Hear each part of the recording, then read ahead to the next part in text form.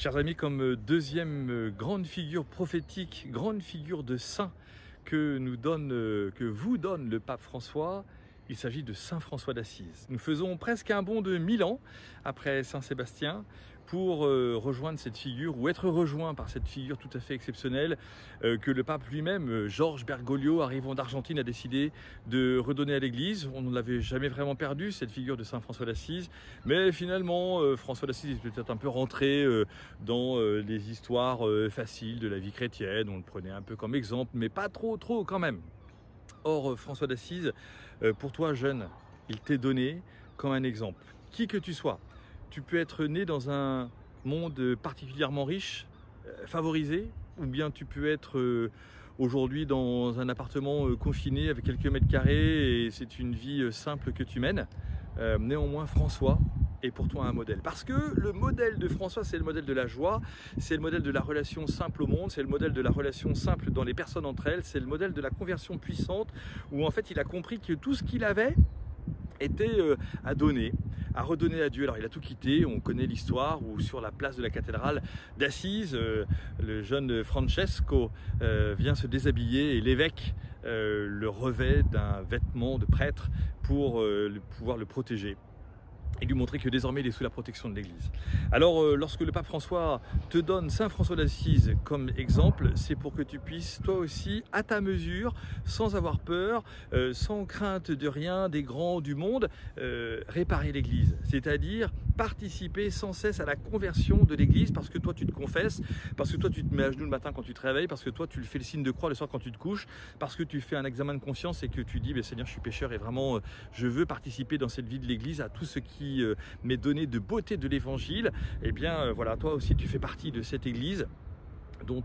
nous savons tous qu'elle est constituée de pécheurs, aujourd'hui comme hier et comme demain malheureusement, mais c'est la raison pour laquelle nous croyons en Jésus. Et François d'Assise nous donne ainsi une relation nouvelle au monde, une nouvelle relation à l'Église, une relation nouvelle à tous ceux qui nous entourent, en disant en fait c'est possible d'être un véritable prophète au cœur de notre monde.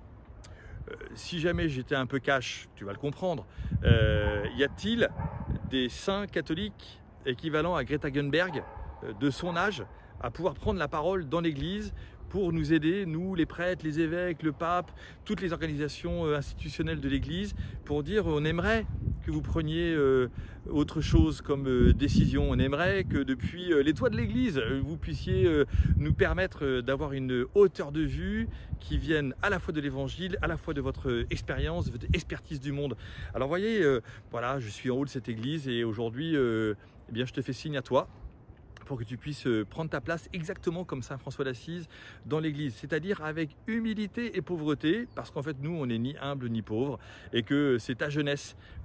qui est humble et pauvre, parce que tu n'as pas forcément les compétences, tu n'as pas les diplômes, tu n'as pas 25 ans de sacerdoce ou 40 ans d'épiscopat, tu n'es pas pape et tu peux penser que tu ne sers à rien dans la vie de l'Église. Bien au contraire, en fait, véritablement tu as ta place, et Saint François d'Assise, au début du XIIIe siècle, nous l'a montré véritablement au cœur d'une Italie qui ne pensait pas forcément à Dieu tous les jours. Et bien lui, très simplement, il pense à Dieu tous les jours, il reconstruit l'Église, il encourage tous ceux qu'il rencontre.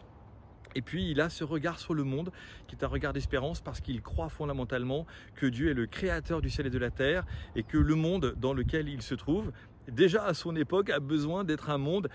marqué par son respect absolu. François va parler au soleil, il va parler à la lune, il va parler aux étoiles, il va parler aux oiseaux, il va parler aux loups, il va parler à toutes les bêtes de la terre, en leur disant « Loué sois-tu, et vous, tous ensemble, louez le Seigneur ». Alors demande aujourd'hui à Saint François d'Assise la grâce de pouvoir porter dans ton cœur un regard nouveau sur le monde, un regard nouveau sur l'Église, et surtout s'il te plaît, à la suite de François d'Assise, viens nous dire ce que toi tu as comme projet pour la vie de l'Église, ce que tu as comme projet pour le monde, parce qu'il n'y a pas de raison qu'au XIIIe siècle,